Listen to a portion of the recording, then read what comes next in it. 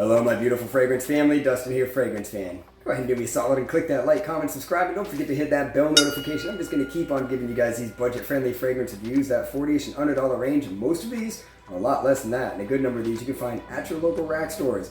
I picked mine up from the local rack store, the one I'm talking about today. It's a 2018 release. It is an aromatic fougere, and it's from the house of Perry Ellis.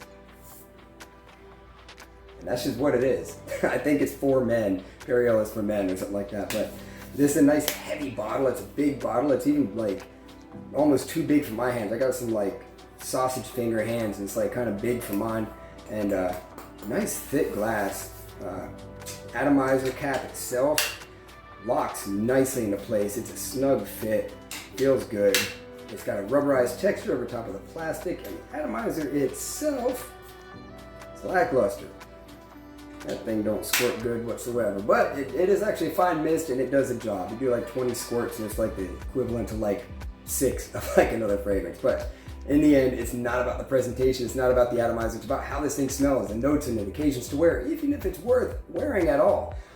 So I'm gonna go over the notes with you guys, let you know what I think about this thing overall. In the top, there's bergamot, lavender, and verbenum. In the mid, there's geranium, juniper, and rosemary. And in the base, there's oak moss, sandalwood, and amber. Now this thing often gets compared to Abercrombie & Fitch Fierce. This was my jam for a while. It's Tommy Hilfiger, Acqua di Gio, then Abercrombie & Fitch Fierce, and this thing just held that crown for a minute in my book. And I just recently got that one a couple years ago, year and a half, 2 years ago or whatever. Hadn't had it in a while, but finally picked that one up. When I squirted this thing, I was like, wow, this is clearly inspired by Fierce. So they are similar. I got Fierce on this hand. I got Perry Ellis in this hand. So the difference between the two, Fierce is a little more floral. This uses geranium, Fierce uses rose. They have a similar kind of a profile, but this uses the geranium.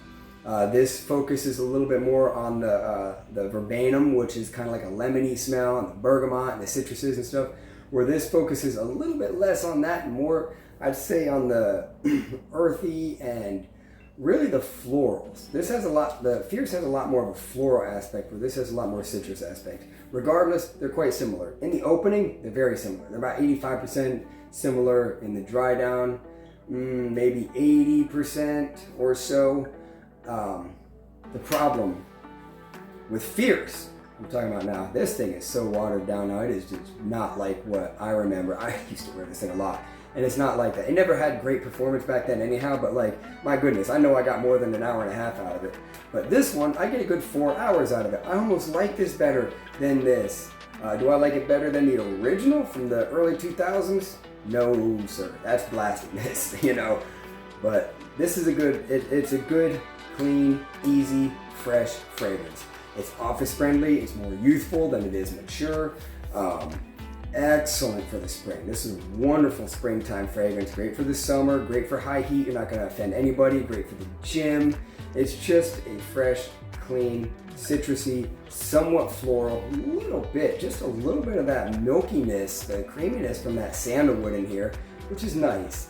It kind of softens the blow of some of those notes like juniper, which is real harsh and stuff like that. I don't really pick up a lot of juniper in there, but if it is in there, I feel like the geranium and the sandalwood, which is real soft notes, kind of like nullifies it a little bit. And overall rating, I'll give this thing a 5, just because I love the DNA that it's targeting. That Fierce DNA kind of goes its own direction just a little bit, but it does a good job. It's not crazy synthetic, so it's a good smelling fragrance.